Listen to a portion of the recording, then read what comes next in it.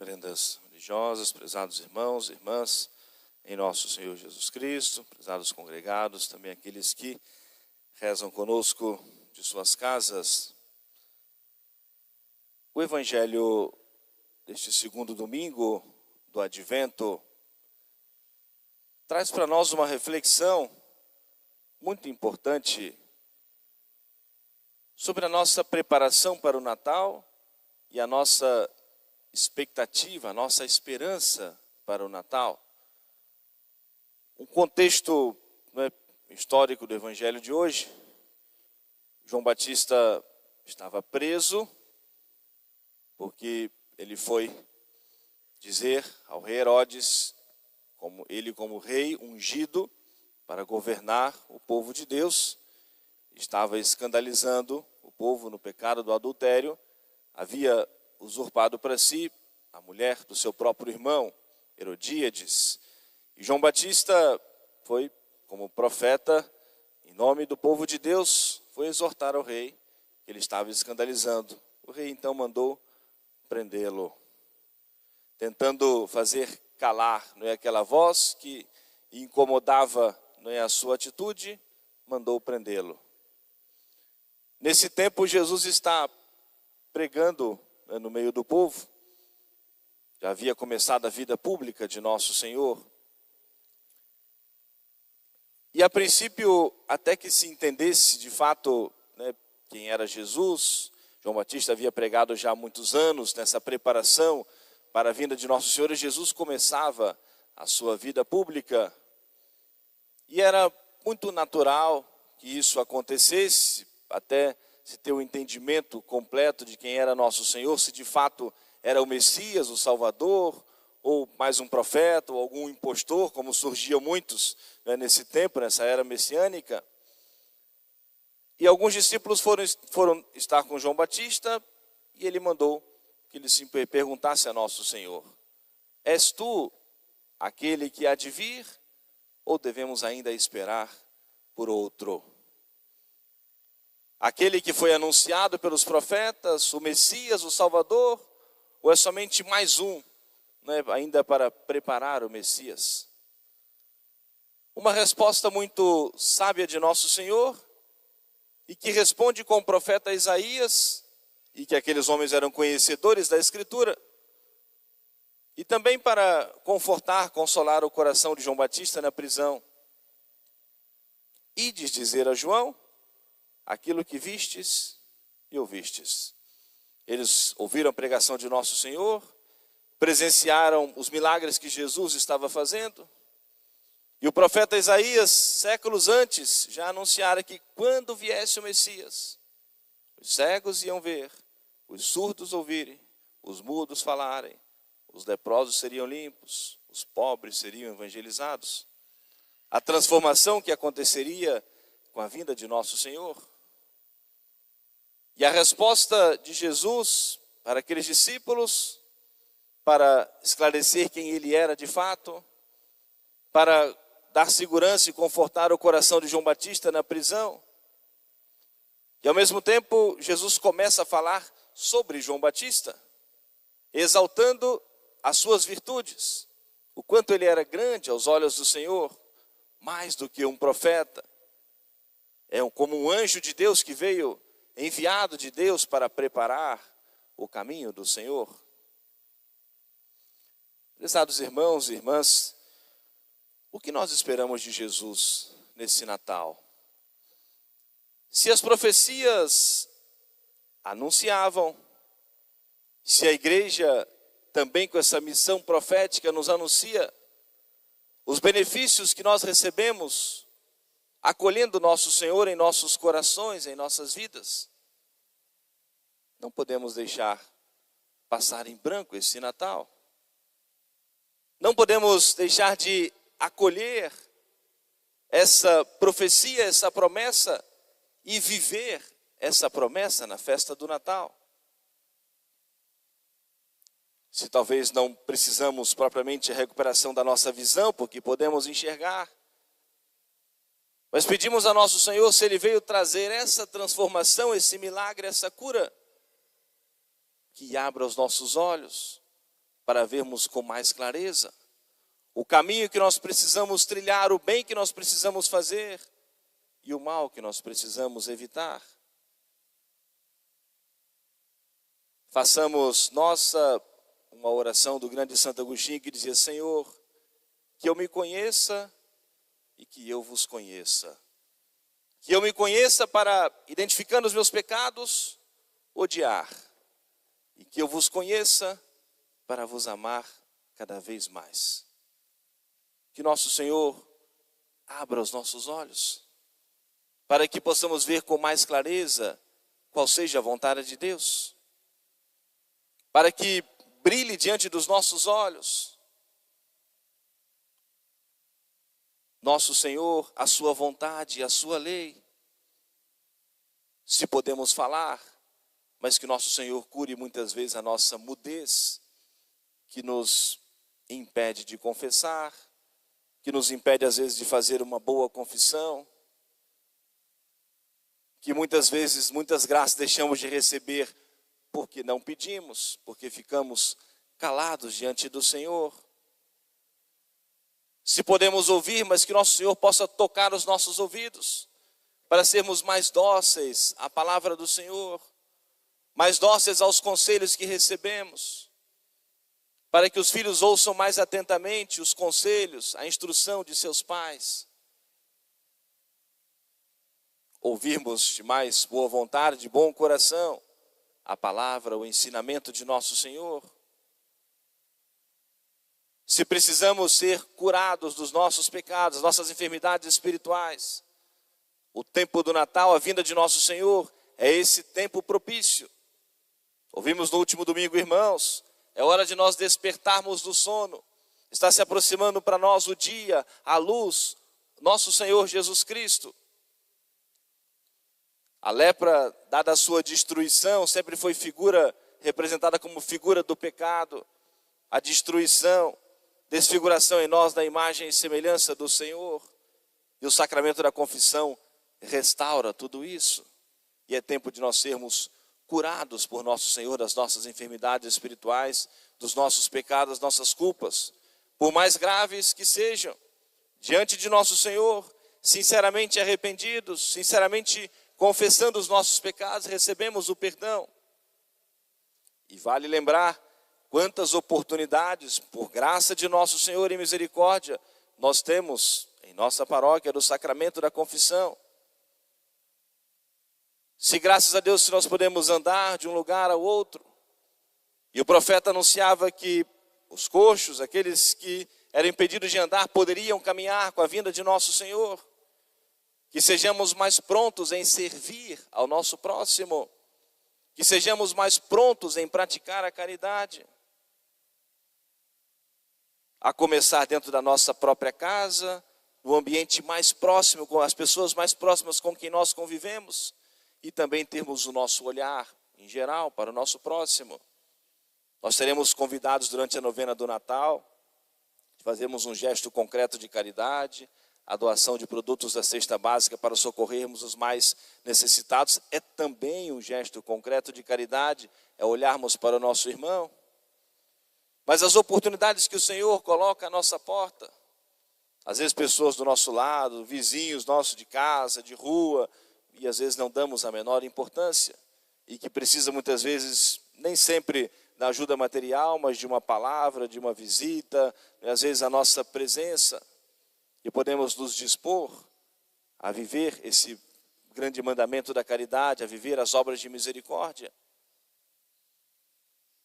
O Natal não é só a montagem do presépio, é tão bonito nós contemplarmos um presépio bonito, iluminado, todo enfeitado, mas é para tocar o nosso coração, nos convidar, nos conduzir à oração e nos conduzir à prática das virtudes. E aqui um segundo ponto da reflexão que eu queria destacar, quando Jesus começa a falar sobre João Batista. A quem vocês foram ver no deserto? Como que um caniço, uma planta, uma cana que tomba ao sabor do vento? Um homem vestido com roupas suntuosas? Não. Homem de oração, homem de penitência, mas sobretudo um homem muito convicto nas suas ações. muito convicto da sua fé. E assim como a vida de João Batista era um testemunho de nosso Senhor, as atitudes também de nosso Senhor, os atos de nosso Senhor, foi o grande argumento que Jesus deu em resposta àqueles homens, ao perguntarem se Jesus de fato era o Messias, o Salvador. E aqui um ponto importante da nossa reflexão: a nossa vida, as nossas atitudes, precisam ser também um testemunho de nosso Senhor, precisam ser também um testemunho da nossa fé. Aqueles que olhavam para as atitudes de nosso Senhor e identificaram nele o Messias, o Salvador, como as profecias anunciavam. Aqueles que olham para cada um de nós devem identificar em nós também uma pessoa de fé, um católico. Nós temos como referência para nós, em primeiro lugar, os mandamentos da lei de Deus. Amar a Deus sobre todas as coisas. Colocarmos Deus como prioridade em nossas vidas, em nossas intenções, em nossas ações. Organizarmos a nossa vida de piedade, o cumprimento dos nossos deveres religiosos. Conduzirmos a nossa família para o cumprimento dos nossos deveres religiosos para com Deus. Colocar Deus como prioridade na nossa vida, na nossa família, nas nossas festas, na nossa vida como um todo. Segundo o mandamento, não tomar o nome de Deus em vão, dos santos, das coisas sagradas. O respeito pelas coisas de Deus, o respeito, pela santa fé, pela igreja. O respeito de maneira geral pelo sagrado. Quantos desrespeitam, zombam de nosso Senhor, da sua lei? Quantos vão profanar a festa do Santo Natal e muitas vezes no ambiente da sua casa, com festas profanas, bebedeiras e tantas outras coisas, profanar esse dia sagrado e santo do Natal? Terceiro mandamento, guardar os domingos e festas de guarda. Amanhã é dia santo de guarda, festa da Imaculada Conceição de Nossa Senhora. O mesmo preceito do domingo, santificamos hoje o domingo, amanhã precisamos santificar o dia da Imaculada Conceição. Graças a Deus, em nosso município é feriado que nos ajuda a cumprir esse dia santo. Então precisamos viver o nosso preceito da Santa Missa. Teremos 3 horários de Santas Missas para que possamos santificar, guardar os domingos e os dias santificados, como a Imaculada Conceição de Nossa Senhora. E se faltarmos podendo participar da Santa Missa, cometemos pecado mortal. É um preceito, é um dia santo de guarda. Quarto mandamento, honrar pai e mãe. O respeito aos pais, o respeito à autoridade como um todo. Algo que muito tem faltado, o cuidado, o amparo, a caridade, a paciência com os idosos dentro da nossa própria casa. Muitos olham apenas como um empecilho, um atrapalho para o movimento da sua vida, da sua casa, do seu dia. Tudo isso faz parte do quarto mandamento. O cuidar, o amparar, ser paciente, caridoso, respeitoso.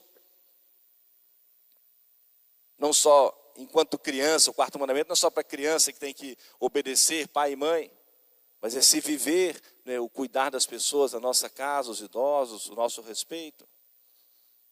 Quinto mandamento, não matar o próximo no coração, não odiar, evitar as intrigas, brigas, confusões. São Paulo nos alertou no último domingo. É tempo da nossa conversão, é tempo da paz, é tempo do perdão, é tempo da misericórdia. Não alimentarmos ódio no nosso coração. É tempo do perdão, como nosso Senhor veio trazer. Sexto mandamento, o nosso testemunho da pureza, de uma vida santa, o nosso combate espiritual. O mundo imerso na imoralidade, o testemunho de andarmos modestamente vestidos. O cuidado nas nossas palavras, o contra-testemunho que damos muitas vezes com as nossas palavras. Palavras inconvenientes, imorais, palavrões que muitas vezes vão fazendo parte do cotidiano, do falar de um católico erradamente. conversas inconvenientes, hoje com o avanço e a facilidade do acesso à internet, o compartilhar imoralidades em grupos de amigos, em grupos de trabalho, em ambientes próximos. Além do nosso pecado pessoal, somos instrumentos de Satanás para levar o nosso próximo ao fundo do inferno. E nem sempre pensamos nessa responsabilidade. O quanto estamos sendo instrumentos do demônio para a condenação do nosso irmão. Nosso Senhor disse de maneira muito séria no Sermão das Bem-aventuranças: bem-aventurados os puros de coração, porque só esses que verão a Deus. Ou a pureza inocente, ou a pureza penitente, mas a pureza de coração como condição para vermos a Deus no céu. 7º mandamento, não furtar. O nosso bom exemplo, o nosso testemunho. O quanto é ruim muitas vezes nós ouvirmos isso. Na fulano não paga ninguém, mas é um católico, é uma católica. É desonesto nos seus negócios, não cumpre as suas obrigações. Não devolve aquilo que pediu emprestado, não cumpre o dever de justiça. A justiça é dar a cada um aquilo que lhe pertence. E tudo aquilo que nós, de alguma maneira, prejudicarmos materialmente o nosso próximo, precisamos sim reparar. E é preciso nós darmos esse testemunho da verdade, da justiça. A nossa palavra precisa valer. A palavra, o compromisso, aquilo que nós assumimos, precisa ter valor. E é um testemunho também da nossa fé. Quando alguém olha para nós, não é uma pessoa honesta, que cumpre o seu dever, que cumpre aquilo que falou, que honra os seus compromissos materiais, que paga direitinho as suas dívidas. 7º mandamento, a virtude da justiça. O 8º mandamento, o cuidado com a honra do nosso próximo. Não levantar falso testemunho. Às vezes compartilhamos informações que não sabemos a veracidade. Desonramos muitas vezes com informações mentirosas e muitas vezes sem necessidade. E desonramos o nosso próximo, faltamos com a honra do nosso próximo. O 9º mandamento, a fidelidade matrimonial. Olhares, pensamentos, palavras, ações. O quanto a família é uma instituição sagrada, querida por Deus. E São Paulo diz que representa a união de Cristo com a sua própria igreja. Eu costumo trazer essa reflexão nos sermões de casamento. A infidelidade de um casal, em primeiro lugar, é uma infidelidade a Deus. É um juramento que é feito a Deus. Jurar é tomar o testemunho do Senhor. É usar como testemunho a palavra de Deus. Por isso a gravidade da infidelidade, que em primeiro lugar é uma infidelidade ao juramento que foi feito a Deus. E depois uma infidelidade ao seu próximo, ao esposo ou à esposa. E a família não é uma instituição em decadência, frustrada, derrotada. O quanto é estimada por nosso Senhor. Jesus quis ter uma família, escolheu uma festa de casamento para realizar o seu primeiro milagre, antecipando a sua hora. O 10º mandamento também ligado à virtude da justiça. Não cobiçar, desejar de maneira desonesta os bens, as coisas do próximo. Está ligado também à virtude da justiça, dar a cada um que lhe pertence. E assim como Jesus mostrava o testemunho das suas ações, como uma prova de que ele era o Messias, o Salvador. A nossa vida, o testemunho da nossa vida, precisa ser uma prova de que, de fato, nós esperamos o Senhor na vida eterna. De que, de fato, nós estamos nos preparando para esse encontro com o Senhor na festa do Santo Natal. Que, de fato, a nossa fé e a nossa esperança têm fundamento. Porque estamos procurando viver dessa esperança, viver a nossa fé. Para podermos sim confiar na misericórdia de nosso Senhor, dele recebermos o perdão e podermos alcançar um dia a vida eterna. Supliquemos a intercessão de Nossa Senhora Imaculada, cuja festa honrosamente vamos celebrar amanhã. E teremos 3 horários de santas missas, às 6 horas da manhã, teremos a Santa Missa. Às 7 horas da manhã, a Santa Missa, com a recepção de fitas da Piunião das Filhas de Maria. Às 19 horas, teremos uma Santa Missa solene em honra de Nossa Senhora.